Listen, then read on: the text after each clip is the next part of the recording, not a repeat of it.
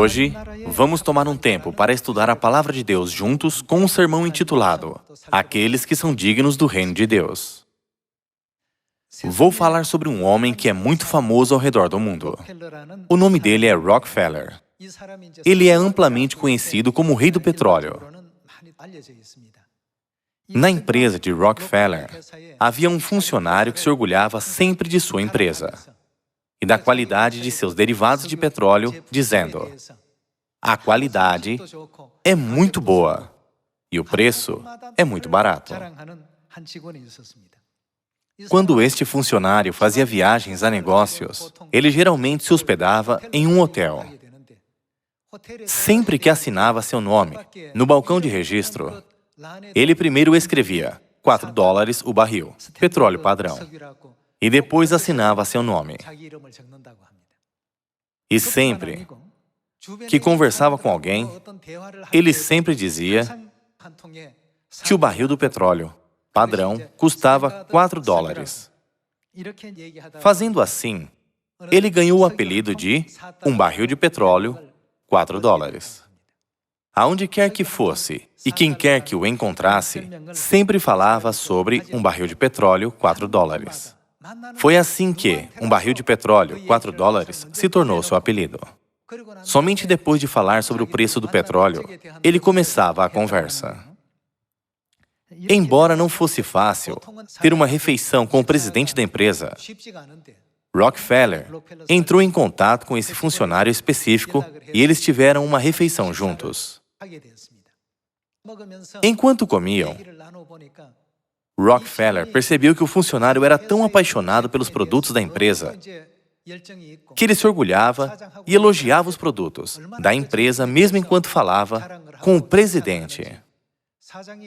Rockefeller ficou muito feliz pensando: o que eu ouvi sobre ele é verdade. Esse funcionário é muito apaixonado pelos produtos da empresa. Depois de algum tempo, o funcionário sucedeu Rockefeller como presidente da empresa. O nome dele é John Archibald. A paixão desse funcionário tocou muito o coração do presidente. Ele se orgulhava imensamente dos produtos de sua empresa o tempo todo, não importando o cargo que ocupava e a tarefa que lhe fora confiada. Mesmo depois de se tornar o presidente da empresa, ele continuou a se orgulhar dos produtos de sua empresa antes de prosseguir para a conversa principal.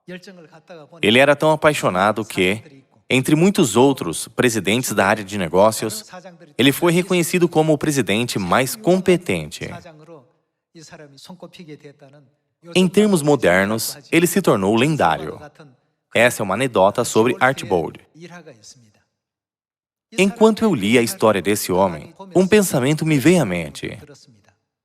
Nós nos gloriamos imensamente sobre nossa igreja, nossa verdade, e nossos salvadores, Deus Pai e Deus Mãe, em quem cremos antes de falarmos sobre qualquer outra coisa?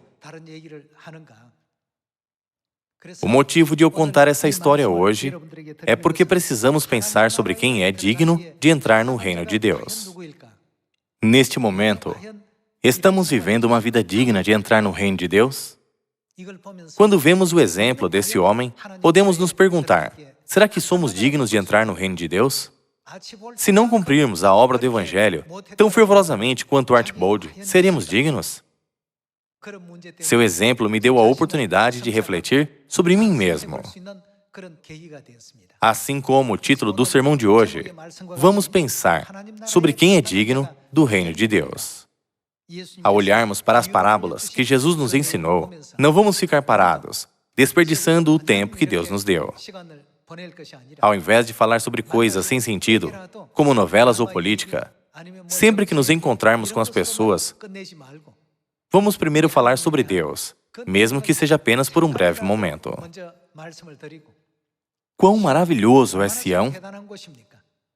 Através dos profetas dos 66 livros da Bíblia e da revelação de Deus, já foi nos mostrado como Sião é realmente um lugar glorioso. Aquele funcionário era tão zeloso em vender um pequeno barril de petróleo. Estamos fazendo uma obra muito maior de ensinar sobre assuntos eternos e de trazer as notícias do perdão de pecados, vida eterna e salvação. Não estamos deixando de nos gloriar sobre isso? Eu pensei a respeito disso. Portanto, os membros da nossa família de Sião não devem perder tempo este ano. Devemos ser como os apóstolos de 2000 anos atrás, que gritaram, creia no Senhor Jesus, então você e a sua casa serão salvos. Eu acredito que devemos ser capazes de expressar esse tipo de paixão para qualquer um que encontremos. Hoje, vamos encontrar a resposta sobre quem é digno de entrar no reino de Deus através do que Jesus nos ensinou abrindo o Evangelho de Mateus, capítulo 25. Vamos dar uma olhada no Evangelho de Mateus, capítulo 25, versículo 14. Pois será como um homem que, ausentando-se do país, chamou os seus servos e lhes confiou seus bens. A um deu 5 talentos, a outro 2, e a outro 1, a cada um segundo a sua própria capacidade. E, então partiu. O que recebera 5 talentos saiu imediatamente a negociar com eles e ganhou outros 5. Do mesmo modo, o que recebera 2 ganhou outros 2.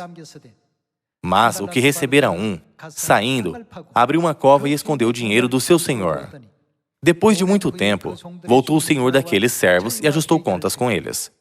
Então, aproximando-se o que recebera 5 talentos, entregou outros 5, dizendo, Senhor, confiaste-me 5 talentos, eis aqui outros 5 talentos que ganhei. Disse-lhe o Senhor, muito bem, servo bom e fiel. Foste fiel no pouco, sobre o muito te colocarei. Entra no gozo do teu Senhor. E, aproximando-se também o que recebera 2 talentos, disse, Senhor, 2 talentos me confiaste, aqui tens outros 2 que ganhei. Disse-lhe o Senhor, muito bem, servo bom e fiel. Foste fiel no pouco, sobre o muito te colocarei. Entra no gozo do teu Senhor. Chegando, por fim, o que recebera 1 talento, disse, Senhor, sabendo que és homem severo, que ceifas onde não semeaste, e ajuntas onde não espalhaste, receoso, escondi na terra o teu talento. Aqui tens o que é teu. Respondeu-lhe, porém, o Senhor, servo mau e negligente. Sabias que ceifo onde não semeei e ajunto onde não espalhei? Cumpria, portanto, que entregasses o meu dinheiro aos banqueiros, e eu, ao voltar, receberia com juros o que é meu. Tirai-lhe, pois, o talento e dai-o ao que tem 10. Porque a todo o que tem, se lhe dará, e terá em abundância. Mas, ao que não tem, até o que tem, lhe será tirado. E o servo inútil, lançai-o para fora, nas trevas. Ali haverá choro e ranger de dentes.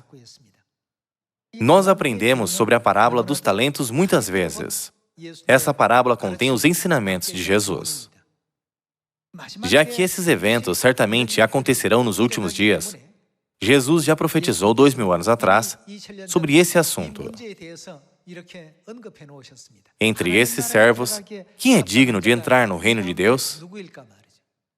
Venha e entre no gozo do teu Senhor.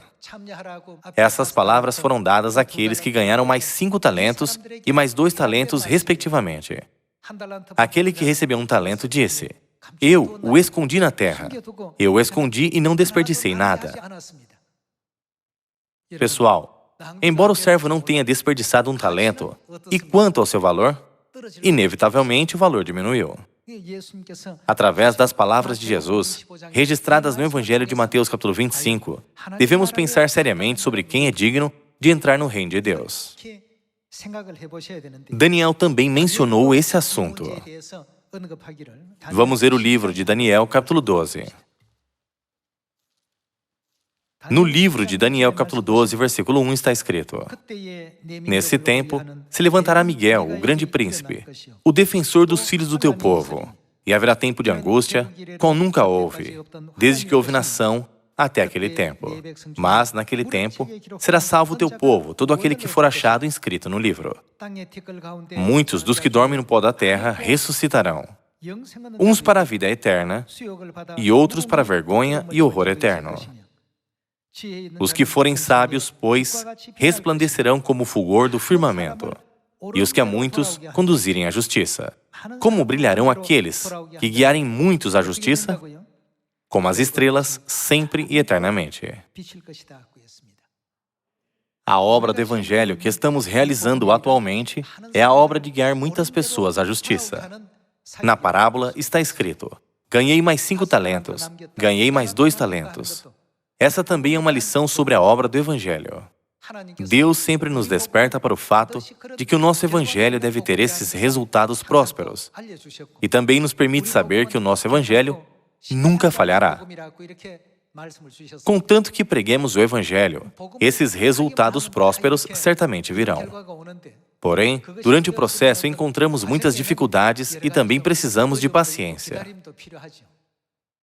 Ao pregar o Evangelho, precisamos resumir alguns dos ensinamentos que Jesus nos deu através da Bíblia. Em primeiro lugar, não devemos ser afetados pelas opiniões dos outros. Essa pessoa disse isso e aquela pessoa disse aquilo. Nunca devemos ser afetados pela calúnia e difamação dos que tentam impedir a Igreja de Deus.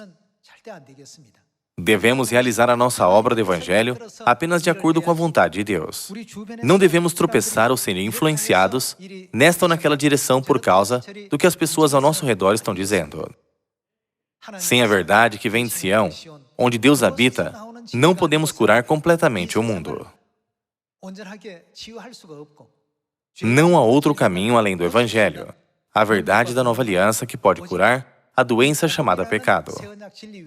Todos nós entendemos claramente essas coisas.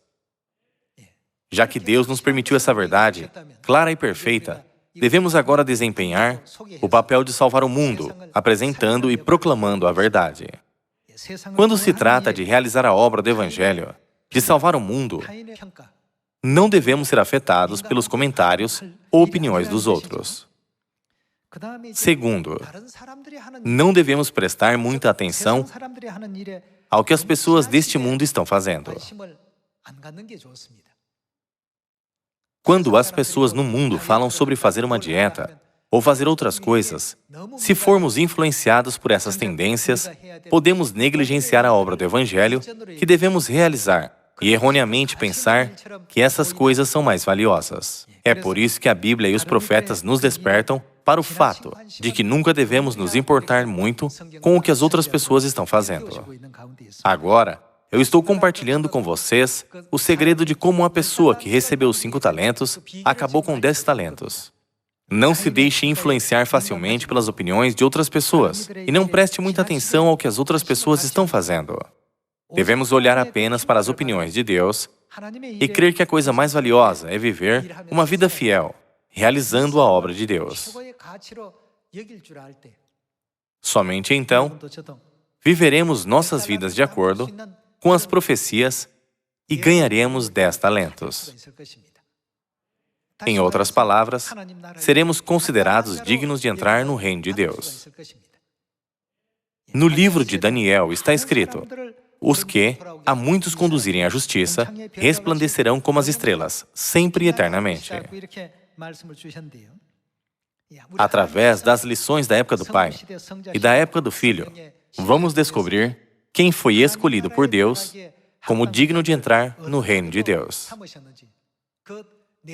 Através do que aconteceu no passado, vamos também descobrir o que nós, que estamos vivendo na época do Espírito Santo, devemos fazer para nos tornarmos dignos do reino de Deus. Vamos para a época do Filho. Vamos para o livro de Atos, capítulo 5, versículo 42. No livro de Atos, capítulo 5, versículo 42, está escrito: e todos os dias, no templo e de casa em casa, não cessavam de ensinar e de pregar Jesus, o Cristo. Esse é um registro das atividades diárias do Evangelho que os apóstolos realizaram na época apostólica. O registro diz: e todos os dias, no templo e de casa em casa, não cessavam de ensinar e de pregar Jesus, o Cristo. As ações deles não foram semelhantes às de Archibald na história que eu contei antes?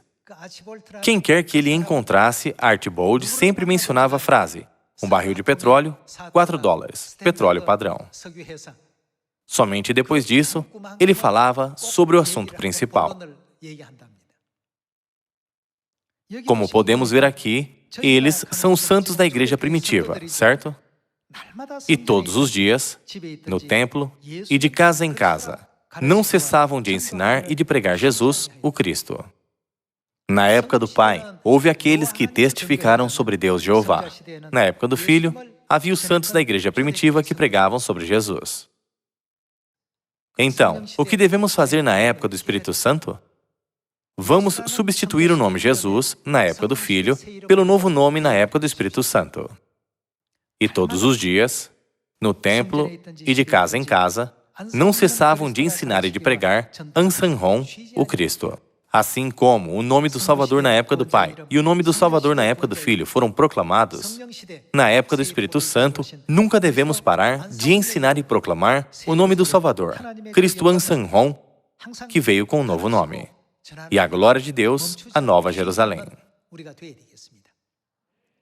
É por isso que a Bíblia descreve a igreja primitiva como a igreja em Éfeso, na história das 7 igrejas na província da Ásia Menor. O que significa a palavra Éfeso? Significa desejável.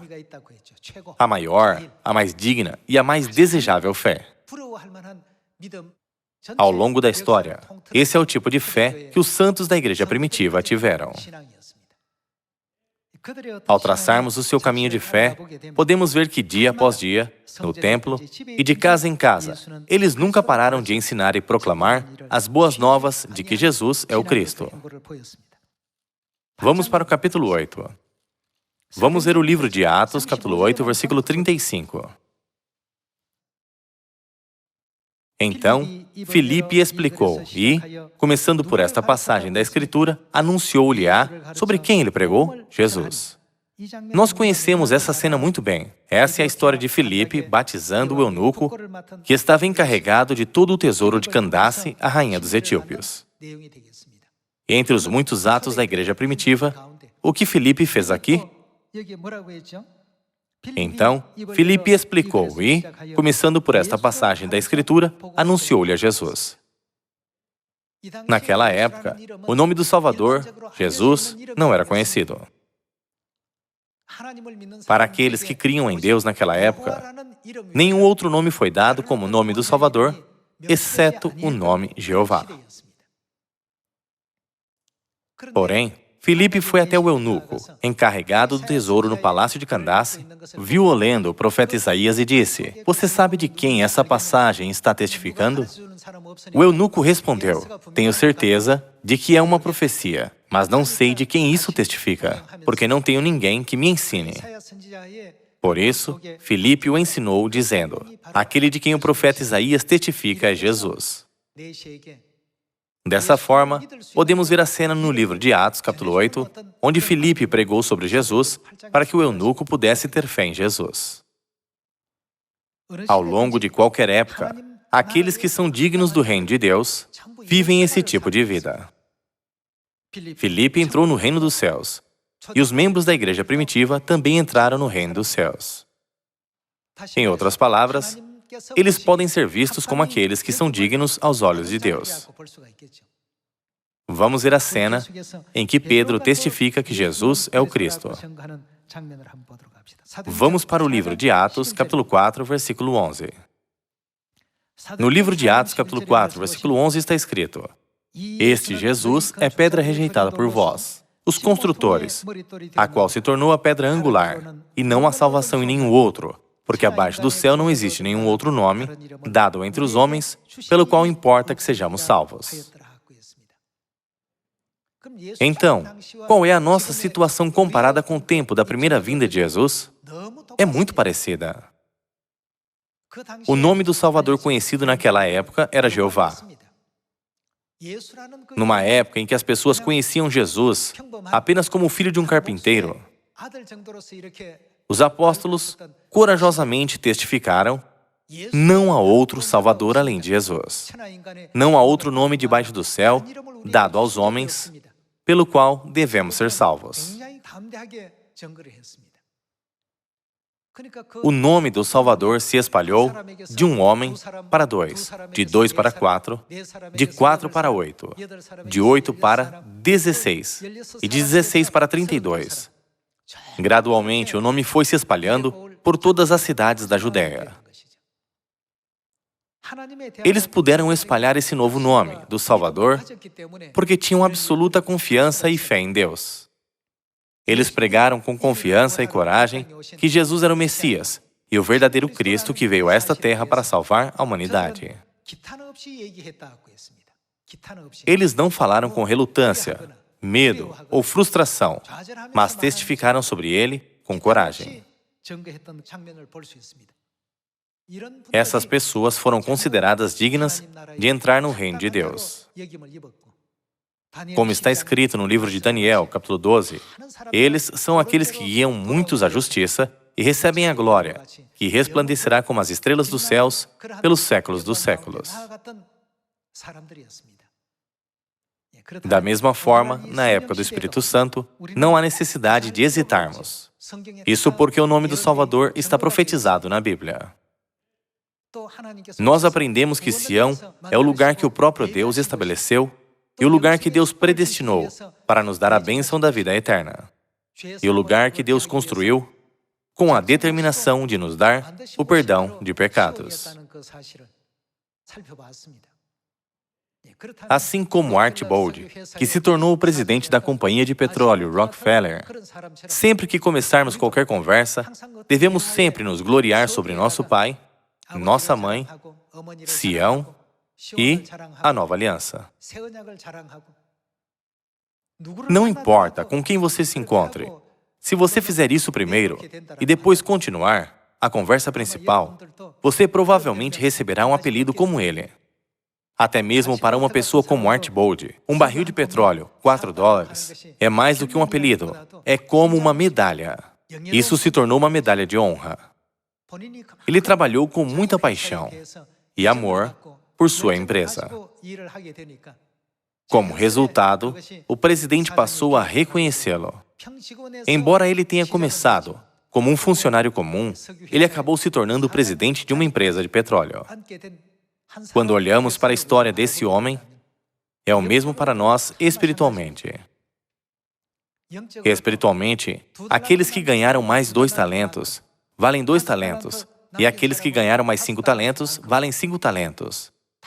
Jesus não disse que faria o mesmo por nós? Filipe testificou sobre Jesus, e Pedro testificou sobre Jesus. No livro de Atos, capítulo 16, há uma cena em que o apóstolo Paulo também testificou sobre Jesus. Sobre quem devemos testificar na época do Espírito Santo? Podemos encontrar a resposta através do passado. Vamos para o livro de Atos, capítulo 16, versículo 31. Responderam-lhe: crê no Senhor Jesus e serás salvo, tu e tua casa. Aqui também, quando o apóstolo Paulo estava na prisão, ele deu glória a Deus e cantou louvores a Deus. De repente, houve um terremoto tão violento que a prisão foi abalada. As correntes de todos se soltaram e as portas da prisão se abriram. Quando o carcereiro viu isso, ele ficou chocado, pensando: todos os prisioneiros devem ter escapado. Então ele puxou sua espada e estava prestes a se matar, mas Paulo e Silas o impediram. O carcereiro pensou: esses homens não são pessoas comuns. Eles estão sendo ajudados até mesmo por fenômenos sobrenaturais. Algum grande Deus deve estar protegendo-os. Então, o carcereiro perguntou a eles: senhores, o que devo fazer para ser salvo nesta época? À sua pergunta, Paulo e Silas responderam sem demora: crê no Senhor Jesus e serás salvo, tu e tua casa. Naquela hora, o carcereiro os levou para sua casa, lavou todas as suas feridas e ofereceu uma refeição a eles. Depois, ele e sua família foram batizados e salvos. Agora, podemos ver essa incrível obra da igreja primitiva através dos Atos dos Apóstolos. Quando olhamos para essa história, podemos entender que os santos da igreja primitiva estavam sempre pregando sobre Jesus, que mal era conhecido pelas pessoas naquela época. Filipe disse ao eunuco: creia em Jesus. Pedro também pregou diante de muitas pessoas. Deus nunca nos deu outro nome pelo qual devemos ser salvos, exceto o nome de Jesus. O que o apóstolo Paulo pregou ao carcereiro? Crê no Senhor Jesus e serás salvo, tu e tua casa. Hoje, na época do Espírito Santo, o nome Jesus é amplamente conhecido. Porém, na época da igreja primitiva, o nome Jesus mal era conhecido. Nem todos sabiam quem Jesus era. Eles estavam pregando sobre Jesus naquela época. Na época do Espírito Santo, todos nós recebemos a missão de pregar sobre Cristo Ansanhon. Nesta época, há algum outro nome pelo qual devemos ser salvos? Não há outro nome pelo qual devemos ser salvos. Nós não podemos ser salvos, exceto através de Cristo Ansanhon e da Mãe Celestial, Nova Jerusalém. Portanto, devemos pregar sobre Cristo Ansanhon, a Mãe Celestial, Nova Jerusalém, Sião, a Nova Aliança, a Páscoa e as festas de Deus. Se construirmos o hábito de pregar essas mensagens em Samaria e até aos confins da terra, Deus não nos confiará o sacerdócio real no céu? Vamos ser dignos do reino de Deus. Vou concluir o sermão depois de ler mais um versículo. Vamos para a segunda epístola aos Tessalonicenses, capítulo 1. Vamos ver a segunda epístola aos Tessalonicenses, capítulo 1, versículo 4. A tal ponto que nós mesmos nos gloriamos de vós nas igrejas de Deus, à vista da vossa constância e fé em todas as vossas perseguições. Essas são as coisas que vivenciamos enquanto pregamos o Evangelho. E nas tribulações que suportais, sinal evidente do reto juízo de Deus, para que sejais considerados dignos do reino de Deus, pelo qual, com efeito, estáis sofrendo.